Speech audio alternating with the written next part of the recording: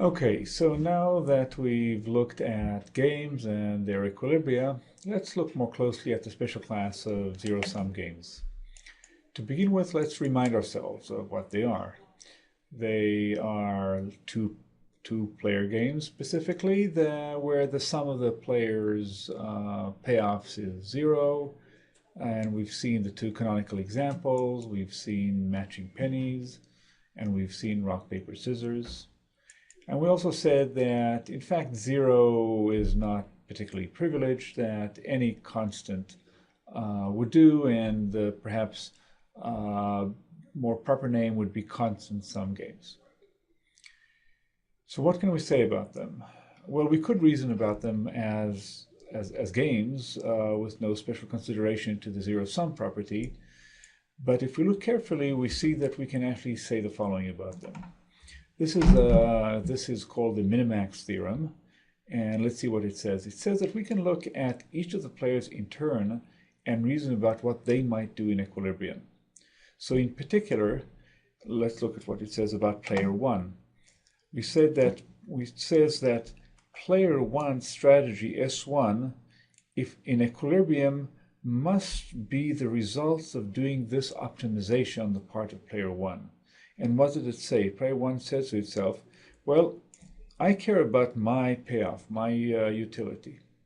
And I want to find an S1 that maximizes my utility, that's the argmax part, knowing that my opponent will do everything they can to minimize my utility. This is where we're using the zero-sum property of the game.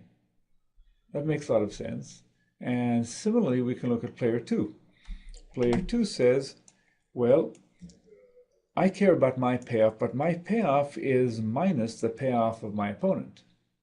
And so therefore, what I want to do is to find the argument that will minimize that payoff to the opponent, knowing that the opponent will do everything they can to maximize it. And so what that really means is that the equilibrium strategy is the max-min of this value, or if you wish, also the min-max of this value. So this is called the min-max theorem, and you can view it as describing what the equilibrium is. So here again is matching pennies, and now we look at this three-dimensional surface, which is all the payoffs to the first agent, and therefore minus the payoff to the second agent, given any strategy they might pick. So for example, if we look at this point right here, at this point, both players are playing heads with probability 0. And so therefore the first player wins and gets 1.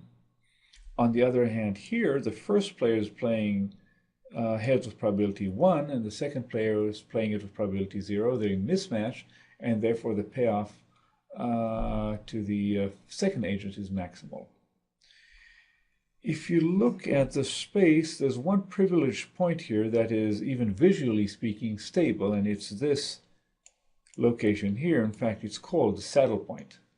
It has a special property where neither player has incentive to deviate. This is where they play, if you project it down, it's where they randomize half-half. If the first player decides to deviate, then what will happen? Then their payoff will only go down, and they wouldn't do that. Whereas if the second player decides to deviate, then the first player's payoff will go up, and therefore the second player wouldn't want to deviate either. And so this is a pictorial description of the equilibrium point in the zero-sum game. But besides thinking about the max-min as a description of what the equilibrium point, we can actually use it to compute the equilibrium point.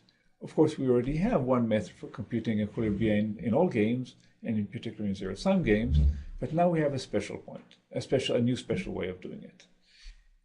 Let's look at this in the context of a new game, a game that describes a penalty kicking situation.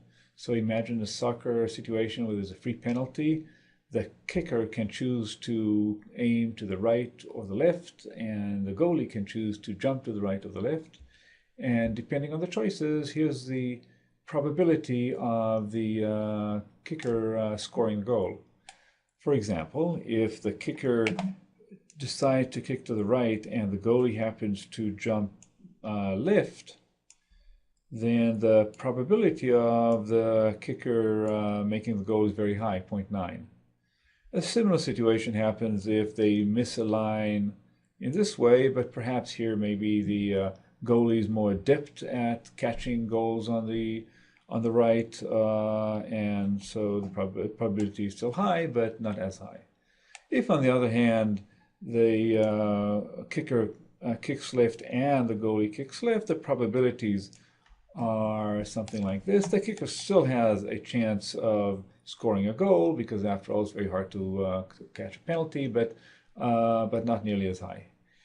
So this is the game we're playing, and now let's assume that the payoff is simply the probability. The payoff for the kicker is the probability of making the goal, and the payoff to the goalie is minus that, the probability of the kicker not making the goal. And remember again that in a zero-sum game, 0 is not important, so the sum here will be 1 rather than 0, but as we said, this is not the issue.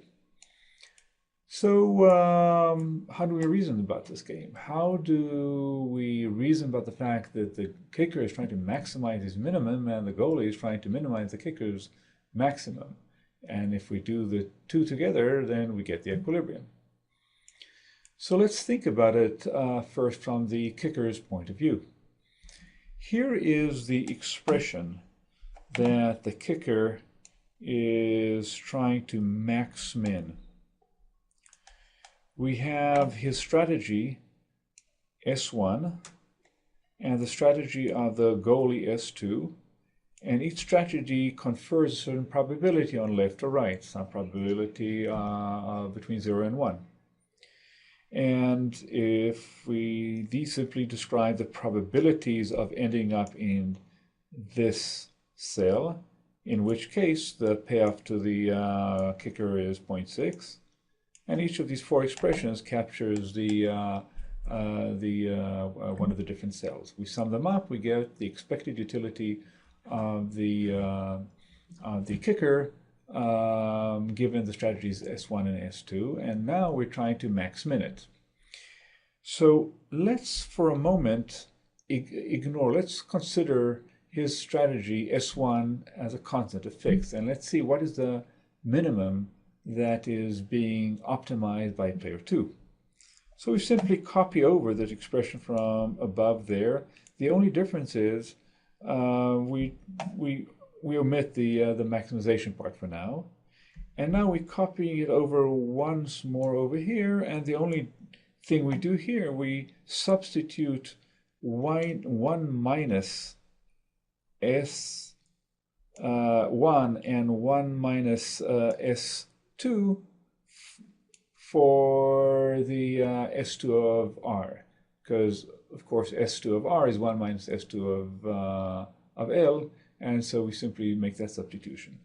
Otherwise, we've done nothing so far. We have simply copied things over. And now we just reach out to basic calculus and we say, how do we minimize this function? Well, we take the first derivative with respect to S2L. And again, holding S1L as a constant. And as we know, the derivative of a sum is the sum of the derivatives, so we simply do it in order. For example, let's take this first expression right here. What is the first derivative? Well, we have here, this would simply be 0.6 times S1 of L, right? And what would be the derivative here? Well, we can do this too. The 1 is a constant that will disappear when we take the derivative. And so we have minus SL1, so we'll get, S2L, we'll get minus 0.8 of S1. S1L, and you'll pardon the horrible writing with the stylus here. If we do the same for the other expression and we sum them up, we get this expression right here. And in order to find the minimum, we equate it to 0, and we find out that in fact the S1L is a half, and therefore S1R, which is S1 minus S1L, is again also a half. This is the equilibrium strategy for the role player, for the kicker.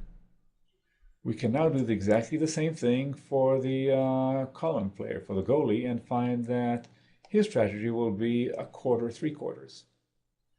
And we've now found the equilibrium strategy. The max-min strategy is a half, the min-max strategy is 3/4. This is the equilibrium of this game. One thing you might want to do is now go and verify it. Take the method we know for solving any 2x2 games and just verify that you get exactly the same solution that way.